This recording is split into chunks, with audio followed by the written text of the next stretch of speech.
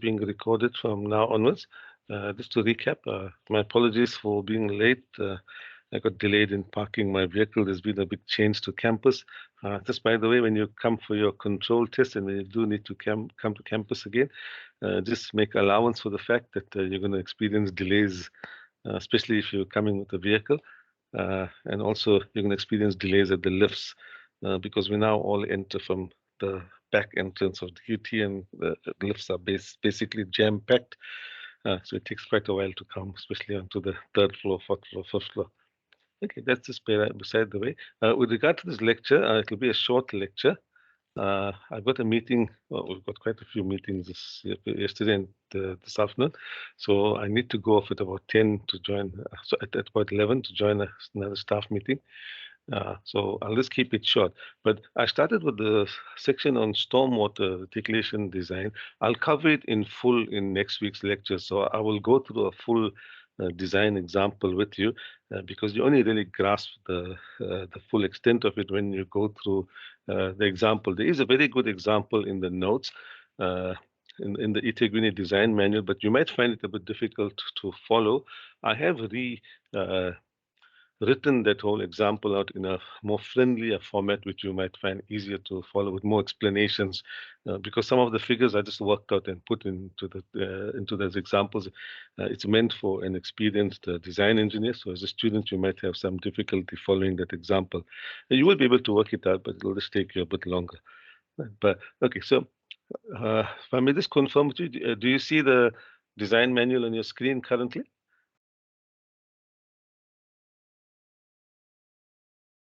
Do you see one of you could please just confirm? Do you see the design manual? Okay, thanks for that. Yeah. Okay. Now, this is basically the document that you should study for this semester for the section on stormwater. But even with this, the earlier parts of it, I'll leave it to you to read through that. It's got a very good explanation about hardening of the sites and all. This, briefly to describe, when we talk of hardening of a site, uh, when before any area was developed, if it was still, let's say, like a rural area, for example, if you take Durban town, the city center, before any development took place, then in its natural state, when rain fell, uh, there would be some percolation of the rainwater into the ground, and you'd also get some runoff, right? So that would be the state of affairs there. Also, because of the vegetation, the runoff would be much slower of that site, so the concentration time also might have been much longer for that area, right, the city center. But then, as development happens, we make the ground impermeable. So, for example, we construct roads, we construct pavements, we put slabs, we put up buildings. Buildings have roofs, whatever. So uh, by inherent in that development is that we're now reducing the amount of soil, the amount of water that will percolate into the soil or soak into the ground, or the amount of water that the ground can absorb. We're vastly reducing that amount. And if we, for example, develop 40% of the site, then it means 40% of that site is no more permeable. So that's what we refer to hardening. We've hardened 40% of that site. So the stormwater cannot actually soak into the ground or percolate into the ground. If we develop the entire area, like what you do in the city center, you build you're from boundary to boundary, you usually put up buildings, or you'll pave it or tar the place up or something. So effectively, you hardened 100% of the property. It's no more in its natural state. But read through the notes. Just because you've come across it in the sections I'm going to go through now, I've just explained it to you in a crude manner. So we refer to that as hardening of the sites. And there is, Iteguini have now come out with, there is regulation regarding that hardening of the site. Once you start developing a site and you start hardening it, they've designed the city the major stormwater system. I explained that to you in the last lecture, that your individual site will be the minor stormwater system, but the city has designed the major stormwater system. Uh, based on the fact that not more than 40% of the site will be hardened. In today's time, most sites will be developed more than 40%. So you've got to take measures against that, and they give you guidance regarding that also in the early part of the note. So you might have to put a retention ponds on your site, or retention areas, or soak pits or whatever on your site to try and cater for those instances because of the fact that you've now hardened more than 40% of the site. Okay, I'm not going to spend too much time on that. I want to go to, if you look at section 2, if you look at the content pane, the rational method, and I just want to briefly explain a few things.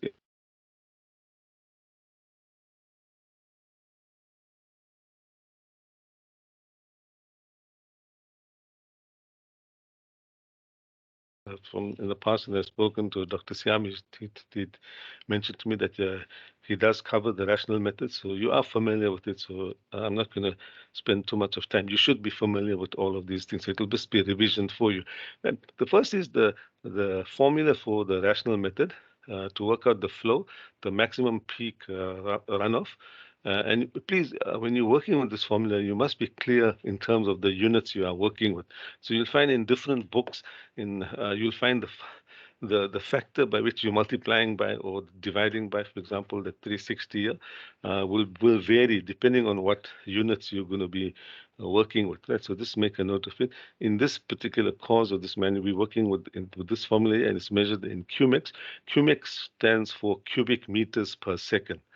Right, so that's the peak runoff flow, and you can see the units given to you there as meter cubed per second. Right, so it's cubic meters per second that we're working with in this particular formula. But in this particular formula, you see that there's an adjustment factor for the recurrence interval of the storm. So that's where we adjust for example, a 1 in 5-year storm, or a 1 in 50-year storm, or 1 in 10-year storm. That's if you're designing a minor system, you might be designing it for a 1 in 5-year or 1 in 10 years. So that's the adjustment factor for that. That FT follows in a table that's 1 or 2 pages further down from it. You'll find the table for that factor, FT, the adjustment factor that you can have. The C is the runoff coefficient. And for that runoff coefficient, you've been provided with a table in this guideline, so you would need to use that. And it requires experience to work out that coefficient. Some effort goes into that. You need information about the site. If it's undeveloped, then you need information in terms of the how steep or the slope of the site. Obviously, the steeper the site, the runoff would be faster. You'd get more runoff. The permeability, in terms of how permeable is the soil on the site, and then the vegetation growth. So those are the 3 factors that affect when it comes to a rural or undeveloped site, the 3 factors that would affect the runoff or the peak flow rate. Right? So if it's a developed site, so for example, in an urban area, you're looking in an urban area, then you'd need to know in terms of, like for example, if it's a park or a shopping center or something like that, or a residential area. So when you start thinking in terms of those, or schools for that matter, if you start thinking in terms of those, in terms of that, then you would be looking in terms of how much of lawn do you have, whether it's the type of lawn, a sandy lawn or a heavy lawn, like that, or whether it's a residential area or flats, or the percentage of land that's taken up by industry or business or streets or things like that. So those are the factors that would help to determine the runoff coefficient. Then the I, that's your rainfall intensity. Now, this you're going to have to calculate the rainfall intensity. And this intensity in the rational method, this intensity is assumed to be constant over the entire area that you're designing. Right, so over the entire catchment that you're designing. In a small catchment, that's a reasonable assumption. In a very large catchment area, that would not be reasonable because the intensity would vary. So if you had a heavy storm, for example, between here and Pietermaritzburg, surely the intensity by Durban may not necessarily be the same intensity as by K2 Ridge or as by Camperdown or in Pietermaritzburg. So that's why you've done the module in hydrology, and you would have learned methods to design for when you're looking at very large catchment areas. But for smaller catchment areas within the eThekwini area, this is perfectly valid, and so it's fine. Now, you notice you've given this for the I, the intensity. If you look down at the bottom, it's in millimeter per hour. And again, this is something that you would have to calculate. Right? And so the hour part, you'd have to determine a concentration time, right? And the millimeter part, you'll have to determine what's the point rainfall. When we measure rainfall, so we don't normally measure it in terms of the intensity of the rainfall in terms of so many millimeter per hour. Generally, we have a gauging station where they measure the point rainfall at a point, how many millimeters has fallen. So we have data in terms of that. Right, in a particular area, what's the and for a particular type of storm, whether it's a 1 in 10-year storm or a 1 in 50-year storm, like that. Right? So we have different, and I'll guide you through that and show you where you can look up that kind of data. Then A is the catchment area, so, and that's the easiest part of it to work out. But this note the units there, it's in hectares over here in this particular formula. Right. So you can read up for what's explained there about the catchment area. It's something you could easily read that. To determine that catchment area, you'd usually have a map or something or some, usually you look it up with maps and you can calculate that catchment area. If you're working with the map directly, there are instruments you can use in a design office. It's called a planimeter. You can measure area with that. If you're using CAD, well, you just draw a P line over the catchment area and ask it to calculate the area for you, or just do a list or something, and it'll give you the area. So easy. That's I'm not going to spend too much time on that. Now, the time of concentration in this section here, 2.3, what this is leading up to, this is you require this information for the rainfall intensity in this formula, right? So that's what you're going to do. So there's two parts to it. It's the time of concentration that you need, and then you're also going to need. So I'm just looking for this. The actual rain, the point. It'll be in section 2.5.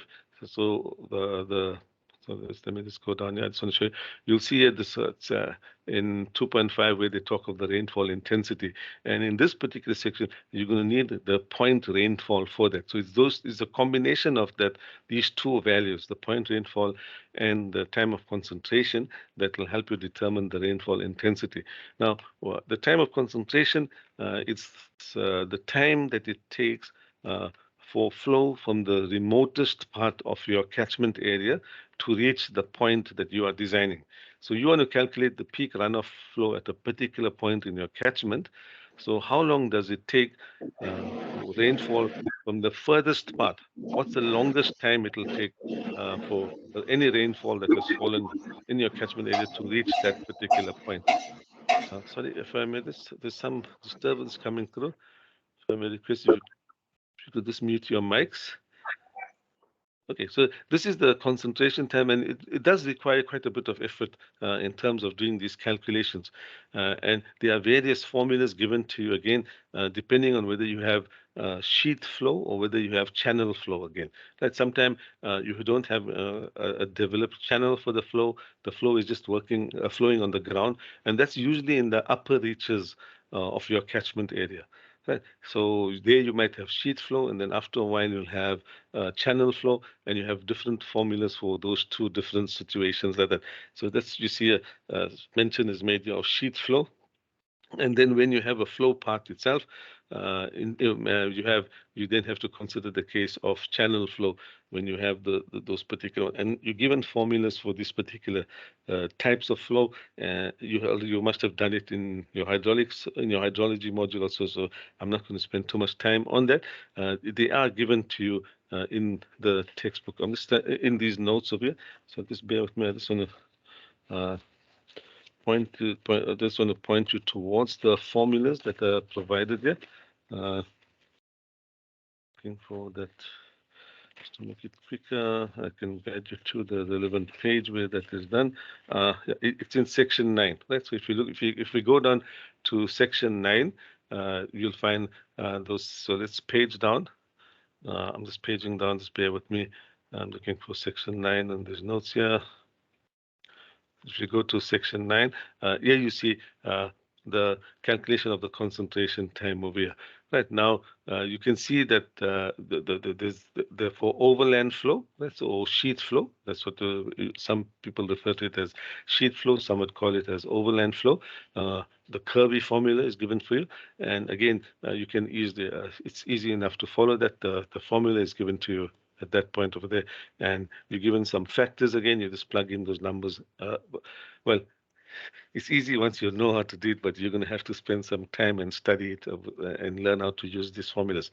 Then for a water course or channel flow, we have a natural water course. So, for example, you have a donga or a river or even a gutter or something like that, where now the flow is concentrated. It's no more this like flowing like a sheet or flow like that on the ground. It's not all spread out on the ground. So you're getting it into a channel. So then you're going to use this particular formula that you see here. You can see the formula there. And again, to substitute for those factors, that factor S and various things. So you look it up in the table below, and you're then able to work out that the time of concentration at that. If you have a site, usually the most common is in your catchment area, there'll be a portion of it that's overland flow and a portion of it that's water course or water course or channel flow. So you would then have to add up those two values. So the time for overland flow, you'd work that out where you have overland flow. And then once it starts concentrating, you would then use the water course flow, and then you just add those two concentration times up. The important thing also with the overland flow is to note, usually we will not use, you usually do not get overland flow for more than 200 meters. So once you start reach about 200 meters, you should then change over to the water course formula or the overland flow formula over here, right, for the runoff over here. And there is an example here that you can go to that and you can see how they calculate the concentration time over here. Right, so that's for the concentration time. Let's go back to that section 2 where we had the rational formula there. Right, so then there comes the with that concentration time, they followed it up by the runoff coefficient. I'll come back to the runoff coefficient. Then to calculate the rainfall intensity, right? Intensity, like I told you, is millimeter per hour. So the concentration time gives you the value in terms of hours, right? For this rainfall intensity. But the millimeter part of it, now you'll see here that they've in this manual, there's a web page that's been there's a given your web address. If you type it in, it will not. It's changed. It's in, even though the document is recent and it's still on their website. So this is the most up-to-date document on the eThekwini web page, but they have not updated this particular address over here, this link or this URL that you have over here. Right. So, but it is on the eThekwini website, and it takes quite a bit of searching to actually find it, right? It's given to you in that X. If you go to that web, if you find the relevant web page, then there's an Excel file that will give you those values. You just need the coordinates. Any part of Durban, if you take your house, whatever that, if you can look up in the map what's the X and Y coordinates for or latitude and longitude, if you work out, if you're able to pick up those coordinates, and you can get that information quite easily from any map. If you look up in any map, whatever, you'll find that information, and then it'll give you what the maximum point rainfall is for different intensities like that. Right. Now, I have downloaded this after quite some searching, whatever. I have actually found this file on the Excel webpage. So it is for you. I have uploaded it to Moodle, and you'll find it on Moodle. I just want to show it to you. I have it open here. It's quite a large file. And there's quite a lot of information. And again, it's something that you have to work through that example that I have here to really gain experience in using this particular file, this Excel file. So if you just bear with me, I'll so just bear with me, and I'll take you through that. So this I'll just show you the file. Right, and so even when you find it in Moodle, you'll know. So I just need to unshare this document, that file, and just bear with me. I'll show you the Excel file for the rainfall data. Do you see the Excel file now on your screen? You should be seeing an Excel file on your screen. One of you could please just confirm. It says the eThekwini municipality rainfall data. Yes. Okay, thank you. Right. So this is the file that you see, and if you look at the bottom, you'll see the number of sheets that they are there. It just goes on and on and on and on. So now to use this file here, you see on the first page, whatever, they've got some description here, and you need to actually refer to this particular description. Right? Now, the first thing is the latitude and longitude for the area that you are the area of concern that you have, right? So you need so if you're designing, for example, I'm just giving you an example. If you were designing the stormwater for, let's say, Pavilion Shopping Center, right? So you go in the map and find that it's easy enough to look up that you in the map roughly. It doesn't change. The value is not. It doesn't have to be accurate to the second or whatever like that. Within the general area. So whether you check the latitude, longitude, and latitude at the pavilion, the middle of the Pavilion Shopping Center, or whether you looked it up, for example, the engine garage or the hospital around there or something, it will still be the same, right? The point rainfall in that area. But so you need the latitude and longitude. So that's what you see in those cells over there. So that's the first information that you need. Then you need to look at what rainfall intensity are you designing for, right? Are you designing, for example, for example, a 30-minute duration event or a 90-minute duration event or a 5-minute duration event or things like that, right? So you're going to need that information. You also need to know the return period that you are designing for. Now, the rainfall, when you talk of the duration event, this will come from your concentration time. Right. So that's because that's how long it takes for the rainfall from the furthest part of your catchment area to reach there. So any rainfall event shorter than that will not give you the maximum intensity that you want. Right. So you first have to calculate your concentration time, and from your concentration time, you would then pick up, okay, what's the duration event that you are designing for? So you pick it up. Now you notice that you've got here for 10 minutes, 15 minutes, 60 minutes. If you got some time in between, then you have to interpolate between those values that you are going to read up. Right, so on the left-hand column, what's in shaded in gray, you need to note those particular values. So the M values are for your duration event, latitude, longitude. That's the latitude, longitude is the sheet number at the bottom.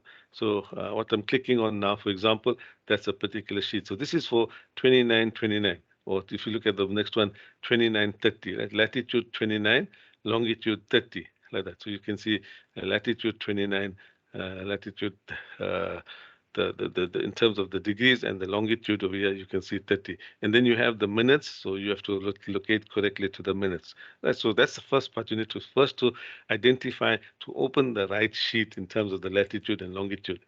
You got to find that particular one. Then on the top, you see all the headings, and these are related to what I told you about in the first page over there. So the event that you are talking about, that what event you are designing for over there, right?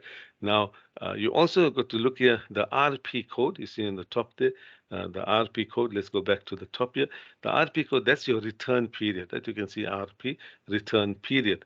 So if I go to any particular latitude, longitude like that, you can see the sheet. Notice that the latitude, right, that's 2930.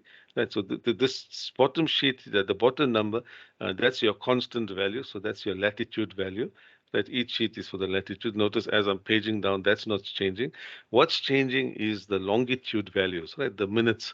You can see in this, if you look at where my cursor is now, that's the value that's changing all the time in those sheets there. So you will know what return period you are designing for. So you've got to look for that particular return period. Now you'll notice for each longitude, the minutes, right? It stays constant for a while. And the reason it's constant for a while is because it's giving you the value for the various return periods. like that, right? So the various return periods, that's the kind of value that we're looking at over here. And just out of interest, the storm that we had a month ago, we were told it was about a 1 in 200 year event, 1 in 250 or something like that. So we would have to, if you want to get an idea of the kind of rainfall, or you want to check it with the kind of rainfall in your area, you would look up here for one. That's the return period of around 1 in 200, or between 1 in 200 to 1 in 500. I think it was around 1 in 240 or something like that. Right, so that's the return period. Then on the top here, this is your duration event, and this will be your concentration. You'll get this value from your concentration time, and then you've got to interpolate between those two values. And that's how you read up. And the values that you get at the bottom, this is the point rainfall in millimeters, right?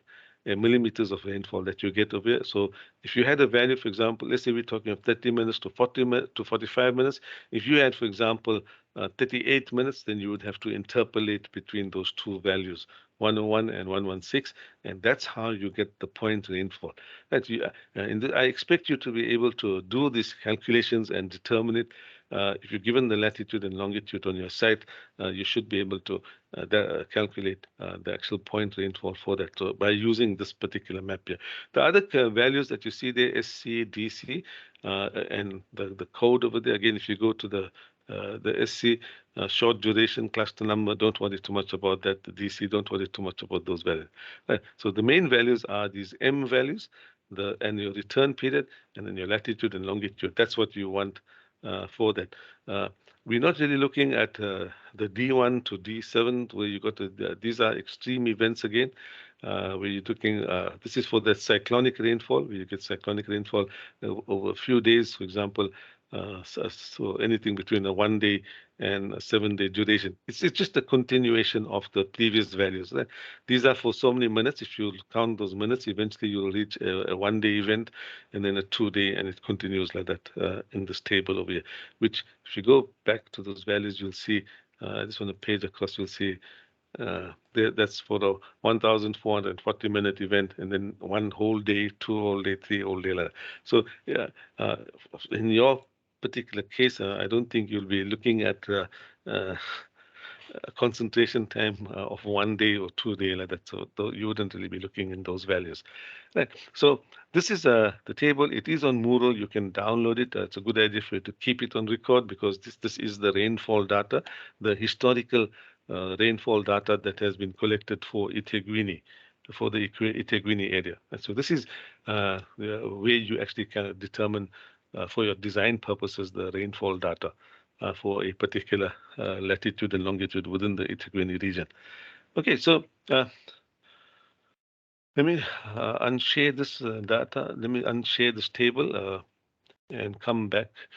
I've unshared that Excel file. And let me just share my document again. Right, so good. So so that's for the in terms of the rainfall intensity. Right, so there's two things to look up: the point rainfall, what I showed you with that spreadsheet, and the time of concentration which you will calculate. Now we come to the runoff coefficient to do that particular calculation. And again, here there is some calculations to be done.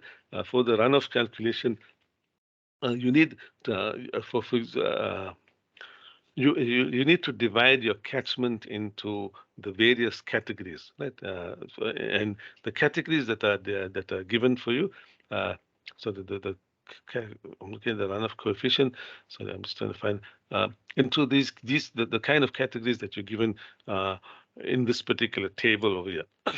Now, at this point in this document, this table is just to show you the table. Don't worry too much about the values that have been filled in. When I talk about the values that are filled in, I'm talking about those values that you see here. So, for example, it's if the runoff coefficient. You break down, for example, for your entire site, the steepness of it, right, for the full catchment area. So if you notice, if you add it up, the yellow column there, you'll get 100%. That those values of 20, what's in yellow is what you would fill in this particular table over here. So what's in the yellow part is you fill it in, and then on the right hand side, that's the actual coefficient, and you add those values up. Uh, okay, no, you don't, I'm talking nonsense now. You don't add those particular values. 4 is the runoff coefficient for a slope that's less than 3%, for example, is 0.05, right? So that's the coefficient. Here you put in the percentage, and then you multiply those two values out to come to that particular coefficient like that. So you then add up all that. So each of these you multiply across like that. The yellow ones, if you notice, they'll add up to 100%, and you can multiply each of these by the actual coefficient value that you have here. So if you look at it, when you have a very steep side, greater than 30%, that's quite steep, you will have a runoff, the coefficient there is 0.03, which is much larger than the for a very flat site of 0.05 of the less than 3%. There the runoff coefficient is 0.05. So huge difference between those two values over there. So you multiply the yellow, the value in the yellow there with the value in white, and then you add those values, and then that's how you get that value at the bottom of 0.014. If you just look at those values, you can see if you just add up that, they do not add up to 0.14. Right? So you got to multiply it, and that's how you get the addition over there. Right, so it's like a weighted, if you want to try and think of it, in essence, it's a weighted average value for that particular site. Right, weighted in terms of because you got areas on your site that are varying in slope, so and they have different runoff coefficients for that different slopes. So you take a weighted average value for that site. Same thing for the permeability. Right, for the permeability, again, same thing. You'll fill in the values in yellow based on the description on the left, and the same thing for the vegetation growth. Now, this, if you look right on the top, it tells you that that's for a rural area. If you're talking of an urban area, so and you notice the line above that, the pre-development, right? Pre. So before you develop a site, it'll be rural. So, for example, a park within the city, a natural Burman bush, for example, if you go there, that would still be categorized under this rural kind of site over here. But once you develop a site, so you're talking in your suburbs where you live, whatever, in town, so these will be post-urban, post or post-development, and you're now looking into an urban area, and now you'll have this kind of the same kind of thing applying here. You just have one whole thing like that, and you'll then work out a coefficient for that like that. Right.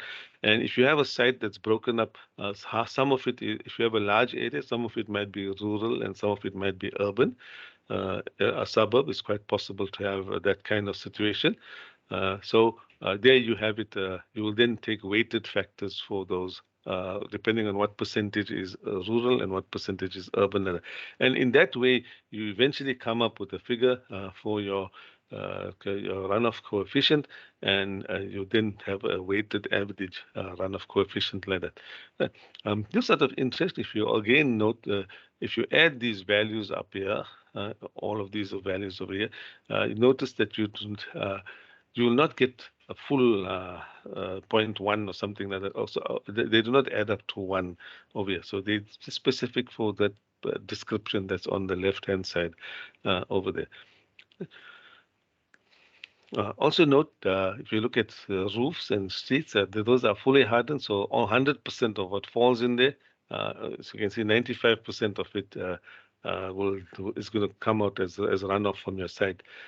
So almost all of it will be runoff. Very little will be soaking into the ground when you have that for streets and roofs like that. Where you have lawns, so gardens gardens and things like that. So maybe botanical gardens or the garden in your site, for example, where you're staying on your stand, on your plot. If you have gardens and lawns, you can see those are the factors over there, much lower than the 0.95 over there.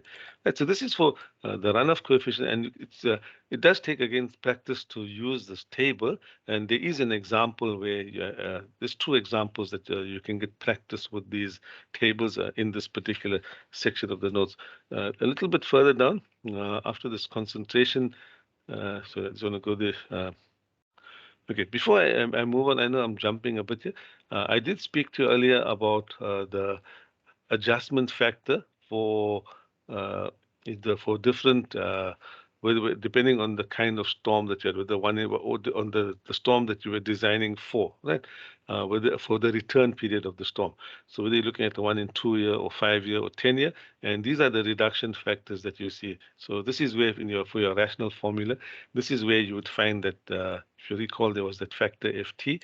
So you would look it up in this particular table and notice for a 1 in 100 year storm, that's the value of 1 over there. Right, so that the formula that's given is for a 1 in 100 year storm. Right, so after the rainfall intensity, then there's some guidance given to you about designing a minor storm. You can read through all of this. You will find it informative. Right, read through all of this, these particular sections about the minimum pipe sizes. Just note over there for the minimum pipe sizes with 300 within a servitude or 375 if you're in a road reserve. Different from sewer reticulation. Right? In sewer reticulation, we said 150 millimeter minimum. You notice for stormwater, it's a much larger diameter pipe for that. And again, there's good reason behind it. You get a lot of rubble and grass and branches and things flowing down, so you get much more a larger material flowing down in your stormwater pipes, debris, right? You get larger debris, which you would not expect debris in your sewer pipes. So that's why we have this a larger minimum diameter for stormwater. The velocity gradients, again, notice that the minimum velocity is double that what it is for sewer reticulation, and the absolute minimum, if you really and you do actually come up with, especially up country, if you're designing in Gauteng where the land is quite flat, or in some areas of the city also where the land is flat, sometimes you need to go less than that. So the absolute minimum would be 0.9 meters per second. And here in stormwater, you really do have to worry about sedimentation. If you go less than that, then you're going to have a problem. Your stormwater blocks up, and that's a serious situation. You'll get flooding of houses and you get damage to property like that if the stormwater blocks up those pipes. Right, so read through the this particular section, section 3. Again, you'll be relate some of it to sewer reticulation. There are similarities, but they're different. Stormwater, you're handling much more water compared to sewer, so the requirements are different. I'll leave it for you to read through all of this. I'm not going to go through all of this information. You can read through all of this over here. Again, we similar to sewer reticulation. We're talking of partial flow in pipes, so the design procedure is the same. It's just we're dealing with larger diameter pipes and larger flows. Right? The Q is much larger than with sewer reticulation, but the same design procedure, the same way that you would select a pipe, exactly the same procedure for stormwater. About subsoil drains, this is where actually if you're hardening more than 40% of the site, then you'll start looking at all these items over here, whether it's subsoil drains or large storage ponds and things like that. Again, read through that. I'm not going to go through that with you. Something you could easily read through that. I'm not going to cover culverts in this particular module. You'll do that in your road. You should have got, from what I understand, I've spoken to Mr. Governor, Ronnie Governor, and apparently you'll do cover that in your geometric design module over there for road design. Right. So I've spoken about the concentration times, so we've got all of this down. The example of calculating the runoff coefficient. Now, here you find, please study this example here, because now you find the application of the table of what I just spoken of. Right, so read through these values. You see, you're given the in terms of the percentage of area of the land, how much is between the different slopes, like that. You're given about the permeability of the soil, and then information about the vegetation, whatever. So this is undeveloped, right? So pre-development in the rural development. So this is where you then you see the calculations in this part of the table over here. So all of that, it populates this part of the table over here. So this is pre-development, all of this. So please study this example and go to that. Then on the right-hand side, the same problem tells you at a later stage, right? At a later stage, the same site is developed. So after development, you're now sitting with a rural runoff thing. You're now with urban. You're now sitting. It's been developed, so now it's become an urban area. So you got to recalculate the runoff coefficient. So you have a different coefficient pre-development, and you have another coefficient post-development, and you'll see that.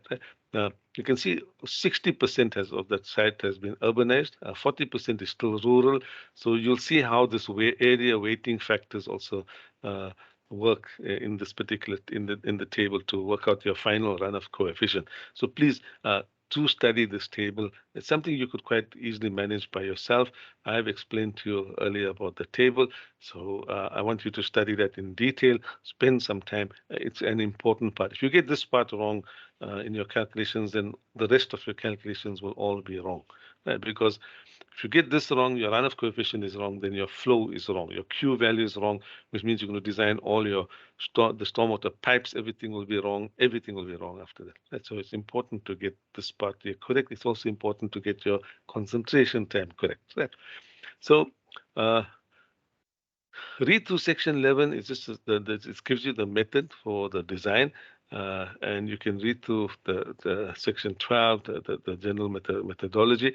Again, they speak of that same web reference is made to this web address, which I told you if you type it in, it will not work. Right? I have given you the Excel file. I've shown it to you in this lecture, and it is on Moodle, so you can download it from Moodle and keep a copy of that. That's from the eThekwini web page itself.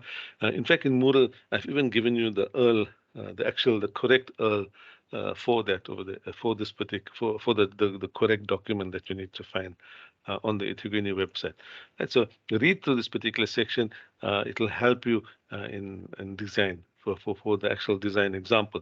Then you'll find that this whole section 13, this is the most important part of it for you because you now have a full design example, a comprehensive example, right? So you've got if you look at it, 4 areas, 4 catchments in this particular example.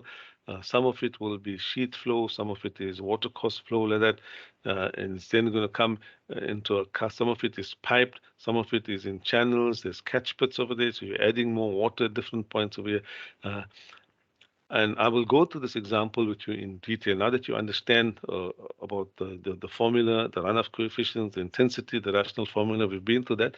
So in next week's lecture, I will go through this example with you in detail. I want you to read through it. Now, you'll see, and this is where you some values are read up from that. The point rainfall is read up from that particular Excel sheet that I spoke about. That's where you will get all the value for the point rainfall and things like that. So notice it's quite a lengthy example. There's lengthy calculations, and some of these are a bit summarized, and you'll need more explanation for that.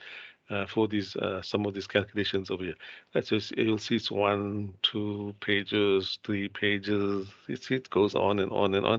4 pages, it's 5 pages of calculations. Because there's different components to it. That you got.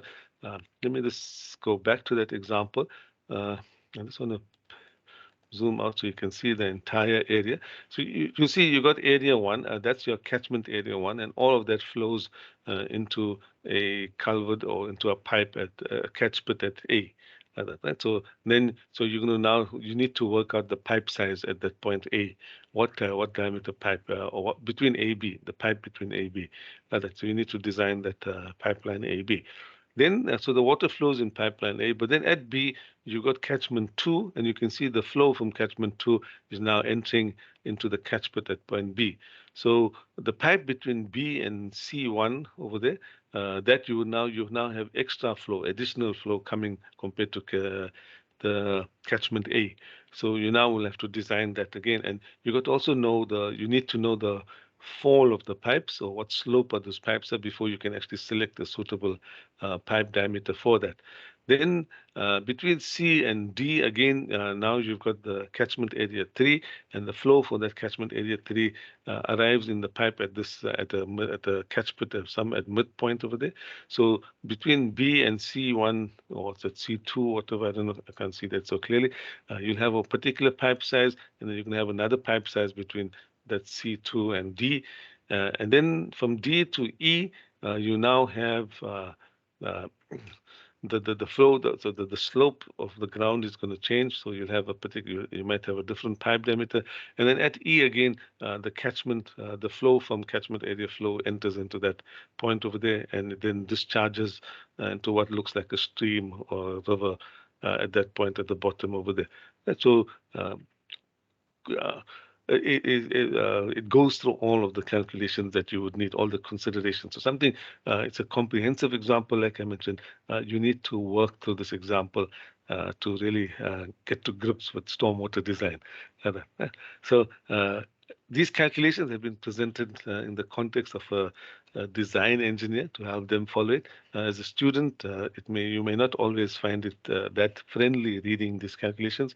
I have rewritten it in a format that you would find it easier to understand, and I'll show you that in next week's lecture. In Monday's lecture, I'll show you that particular. Uh, I'll end the lecture at this particular point for stormwater reticulation. I basically covered the entire section on stormwater reticulation. So next week we'll work through the example, put it all together in the example where you'll see it being done.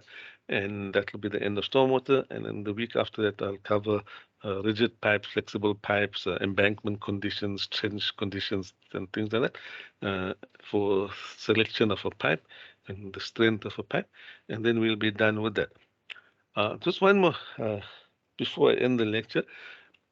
Your all the subjects for the B-Eng have been B-Tech Eng have been changed to continuous assessments. I think I have mentioned that in one of the previous lectures. Right, so because it's continuous assessment, there's no exam. The exam has been replaced with a control test. Right, I'm just waiting for the department is currently compiling the dates for the control test, so I'll confirm with you the final dates for the control test. It's going to be maybe early in June, right? Quite early in June, or might even be at the end of May, most likely early in June. So it will be written on campus. You'll have to come to campus and write it. In person, face to face. You'll be on campus, so make sure you arrange to get access to campus. You have your access cards and all in place. You've got time, so you are being alerted from now that you would have to come to write the test. Also, just bear in mind if you haven't been to campus before, or most of the time, and you're going to be coming in, there is congestion in terms of for vehicle parking, and also in terms of the lifts. So you just allow yourself that extra time, that maybe extra half an hour or something, to get to the venue when you do arrive to write your control test. But, okay, would any questions? Anybody? Any queries?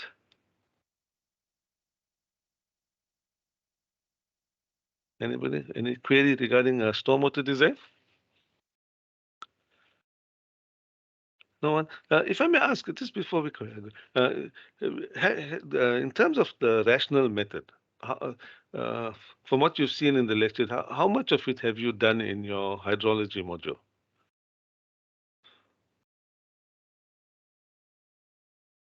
Anybody? Last year when you did hydrology, did you cover the rational method? Have you already done it in one of your transport modules for on your road design modules? Anybody any information on that?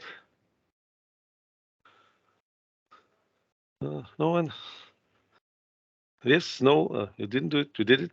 I just because it gives me an idea of I know to what extent I need to actually explain it to you. I'm just trying to gauge from that, even in terms of the notes or examples, whether I need maybe less detailed example notes or more detailed notes, whatever that. That's what I'm just trying to gauge from that. Okay, I don't see none of you seem to be in the mood of answering. If you could maybe drop me an email, I don't mind that also. If you could maybe just send me an email and just describe to me briefly uh, how you've done it in your hydrology model. Have you covered it in the same level of detail, less detail, just superficially, or much more detail, or something like that? So I got an idea of how to the stormwater module in the future years, the stormwater section in the future years. Okay, I'll end at this point. Thank you very much, and I'll meet next week's lecture. Uh, I'll go through an example, a stormwater design example, and the one that's also in the book. I'll explain it to you in detail. Thank you. Bye bye.